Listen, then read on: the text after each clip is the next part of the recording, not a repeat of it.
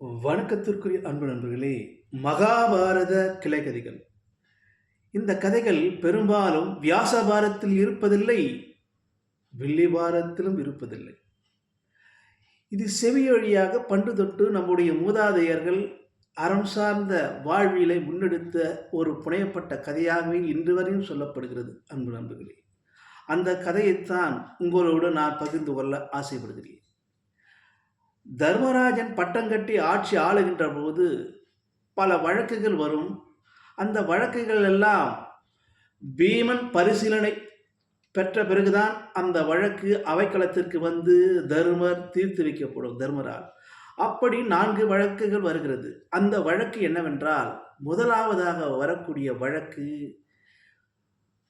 ஒருவன் தன்னுடைய நிலத்தில் வேலி அமைத்திருக்கின்றான். அந்த வேலி நகர்ந்து செல்கிறதாம் தினமும். இது ஒரு வழக்காக பீமனிடம் வந்து சொல்லுகின்ற போது பீமனுக்கு ஒரே அச்சம். வேலி எப்படி நகர்ந்து செல்கிறது என்று புரியவில்லை. வேலி எப்படி நகர்ந்து செல்கிறது அப்பா? இதுதான் வழக்கா? ஆமாம் பீமமன்னா, இதுதான் வழக்கு. என்னுடைய வேலி அடுத்த வேலிக்கு நகர்ந்து செல்கிறது. நான் இந்த அஸ்தினாபுரத்தில் அசுரர்களை வென்றிருக்கின்றேன், பல பலவான்களை கொன்று குவித்திருக்கின்றேன்.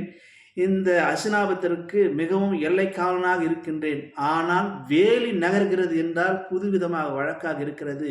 சரி, அவைக்களத்தில் இருக்கக்கூடிய என்னுடைய தர்மண்ணாவை போய் பார் என்று சொல்லி விடுவார். அதற்கு உட்பட்ட அவனும் அவைக்களம் உள்ளே செல்லுகின்றான். இரண்டாவதாக ஒரு வழக்கு வருகிறது. ஐயா, உன்னுடைய வழக்கு என்ன? மன்னர் மன்னா, நான் மிகப்பெரிய பானை வைத்திருக்கின்றேன். அந்த பானை நிறைய தண்ணீர் இருக்கிறது. அந்த தண்ணீரை எடுத்துக்கொண்டு 4 சிறிய பானைகளை தண்ணீர் ஊற்றுகின்ற போது அந்த தண்ணீர் 4 பானைகள் நிரம்புகிறது. மீண்டும் அந்த 4 பானையில் இருக்கிற தண்ணீர் பெரிய பானையில் ஊற்றினால் நிரம்பவே இல்லை. இது என்ன என்று புரியவில்லை. ஏனப்பா, இதுவா வழக்கு? ஆமாம் ஆமாம் பீமமன்னா, மன்னர் மன்னா, இந்த வழக்கை நீங்கள் எப்படி பதில் சொல்ல போறீர்கள்? சரி, இந்த வழக்கு சிக்கலான வழக்காக இருக்கிறது. என்னுடைய தர்மண்ணாவை அவைக்களத்தில் இருக்கிறார், உடனடியாக சென்று பார். அவர் உணவருந்த செல்லிவிடுவார். சீக்கிரம் என்று சொல்றார். விரைந்து அவனும் உள்ளே செல்லுகின்றார். மூன்றாவதாக ஒரு வழக்கு வருகிறது.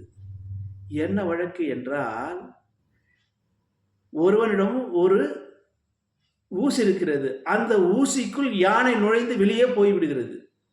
ஆனால் வால் மட்டுமே மாட்டிக்கொண்டிருக்கிறது. அந்த வால் நுனி மட்டும் அந்த ஊசியில் இருக்கிறது. இதுதான் வழக்கு என்று சொல்லுவார். பீமனுக்கும் எரிச்சலும் கோபம் அதிகமாக வருகிறது. ஏம்பா, எப்படி ஒரு ஊசிக்குள் யானை நுழையும்? எப்படி இந்த வால் மாட்டும்? எனக்கு ஒன்றும் புரியவில்லை. நீ போ. அண்ணன் உணவு இடைவேளைக்கு தர்பாருக்கு சென்று விடுவார். உணவு அருந்துவதற்கு காலதாமதம் விடவும் சீக்கிரமாக போய் என்று அவரையும் விரட்டி விடுவார். உடனடியாக அவைக்களத்திற்கு அவனும் உள்ளே நுழைகிறார். நான்காவது ஒரு வழக்கு வருகிறது. மன்னர் மன்னா, என்ன சொல்லுப்பா? எங்கள் வீதியில் பெரிய பாறாங்கற்கள் ஒன்று இருக்கிறது. அந்த பாறாங்கற்களை பல இளைஞர்கள் கொண்டு அகற்ற முற்பட்டார்கள். அந்த பாறாங்கல் நகரவே இல்லை. ஆனால் அவ்வழியே ஒரு சாது வந்தார். தன்னுடைய ஊன்றுகோலை வைத்து அந்த பாறாங்கல்லை நிமிர்த்தினார். பாறாங்கல் நகர்ந்து சென்று விட்டது. என்னப்பா சொல்லுகிறாய்? ஒரு சாதுவால் பாறாங்கல் நகர்ந்ததா? ஊன்றுகோலா? இந்த வழக்கு எனக்கு ஒன்றும் புரியவில்லை. நீ போ, உள்ளே போய். தர்மண்ணா இருக்கிறார், சீக்கிரம் போ. அவர் உணவு அருந்து சென்று விடுவார். போ என்று அவர்கள் 4 உள்ளே செல்லுகின்ற போது பின்தொடர்ந்து இந்த பீமனும், என்ன இது வித்தியாசமான வழக்காக இருக்கிறது என்று அவைக்களத்தில் போய் அமர்கின்றான்.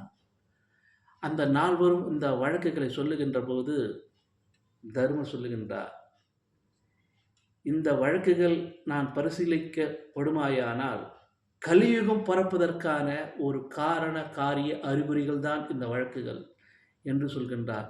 சரி, அந்த வழக்கை முதலாவதாக நீ சொல்லு என்று சொல்லுகின்ற போது முதலாவது சொல்வான், என்னுடைய வேலி நகர்ந்து கொண்டே செல்கிறது.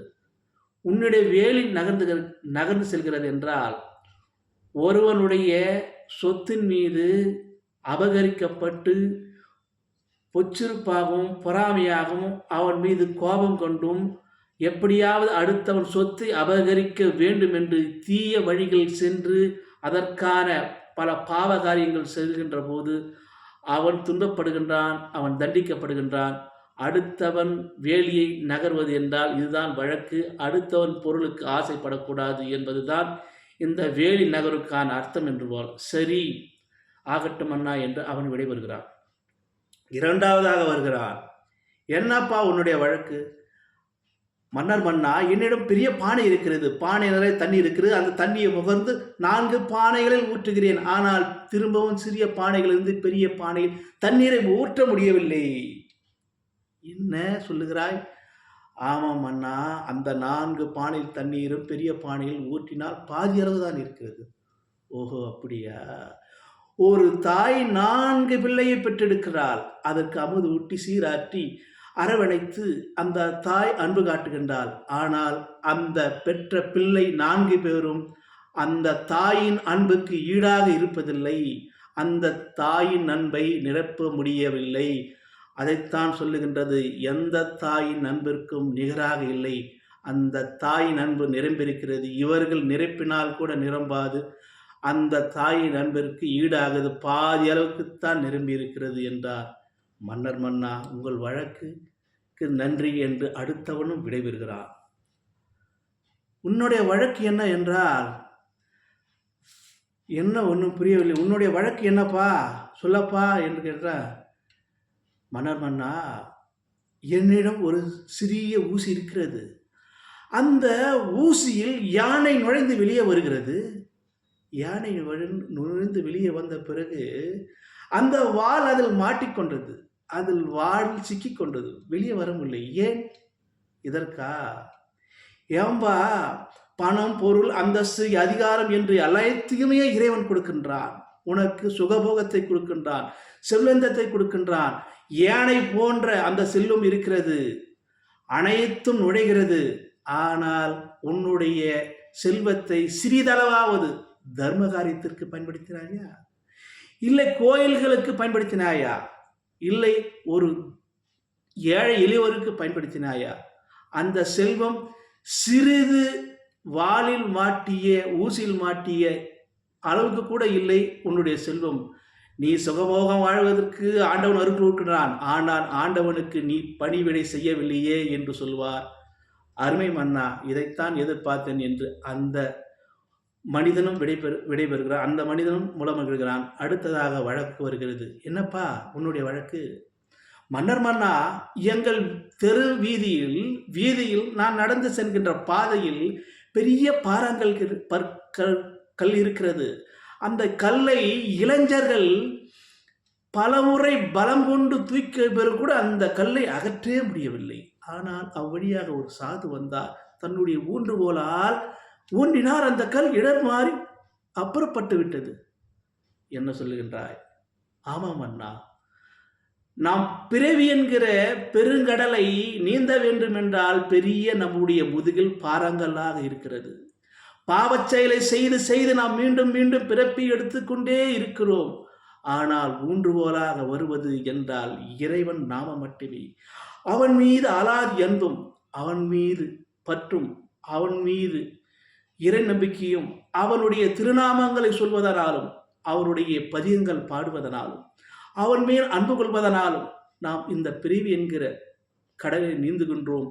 அதற்கு ஊன்றுகோலாக இருப்பது இறை மார்க்கம் என்பதே இக்கதையின் உன்னுடைய வழக்கின் கூற்றாக என்று சொல்லுகின்ற போது அதை கேட்ட நால்வரும் உளமகிழ்கிறார்கள். பீமனும் மகிழ்கிறான். அவர் இருப்பிடம் செல்கிறார்கள். உளமகிழ்ந்து நானும் இக்கதையை சொல்லி முடிக்கிறேன். நன்றி, வணக்கம் அன்பு நண்பர்களே.